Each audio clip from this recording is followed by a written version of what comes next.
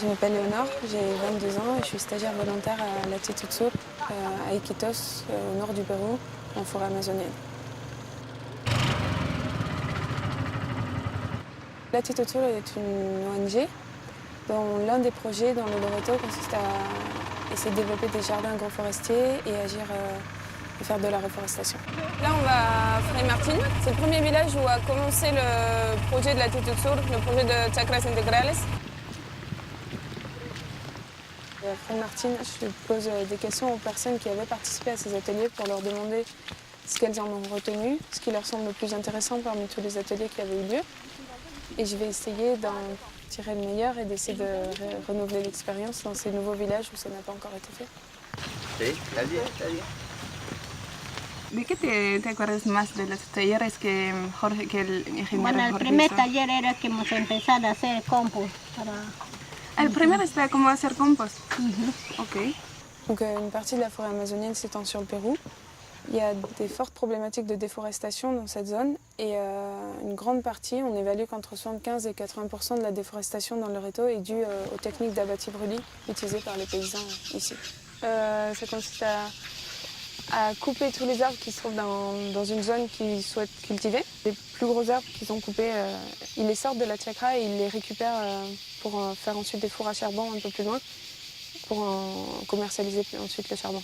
Et ils cultivent comme ça pendant 2 années, parfois 3. Au bout de la 3e année, les rendements baissent tellement qu'ils doivent changer de champ et ainsi de suite. L'un des buts de l'action de Latitude Sur, c'est de réduire la production de charbon en proposant une alternative qui est celle de planter des arbres fruitiers. Et en plantant ces arbres dans les chacras integrales, ça leur permet de rester sur place sur la même chacra pendant plusieurs années puisque les arbres contribuent à maintenir la fertilité du sol. En plus, ça leur permet, par la vente des fruits, d'avoir des revenus qui, on espère, se substitueront peu à peu aux revenus qu'ils ont actuellement du charbon. Donc on arrive ici à San José de Lupona, un village où on n'a pas encore organisé d'atelier, où on a l'intention de le faire, à la manière dont ça avait été fait à Fray Martín il y a 3 ans. Et je viens ici pour essayer de demander aux personnes si l'idée leur semble intéressante et concrètement où ça pourrait se dérouler, dans quel local et quel type d'atelier. Je suis étudiante à AgroParisTech. Je suis en année de césure cette année. C'est une année de coupure dans les études avant la dernière année. Et j'ai choisi de faire 3 stages dans des zones tropicales, à l'issue desquels j'espère être mieux fixée sur la spécialité que je vais prendre en dernière année d'école. Je ne m'attendais absolument à rien en arrivant ici. Je ne savais pas à quoi m'attendre, mais j'étais bien décidée à bien vivre l'expérience et à essayer de le vivre bien et d'en profiter au maximum. J'ai eu beaucoup de chance de rencontrer un garçon d'Iquitos qui apprend depuis quelques temps le violon. Et sa prof fait partie de l'orchestre d'Iquitos et m'a intégrée dans l'orchestre.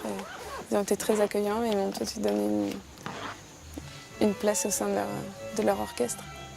Et jusqu'à présent, ça a bien fonctionné parce que j'ai eu beaucoup de chance et il m'a été donné de vivre plein de rencontres et d'expériences intéressantes.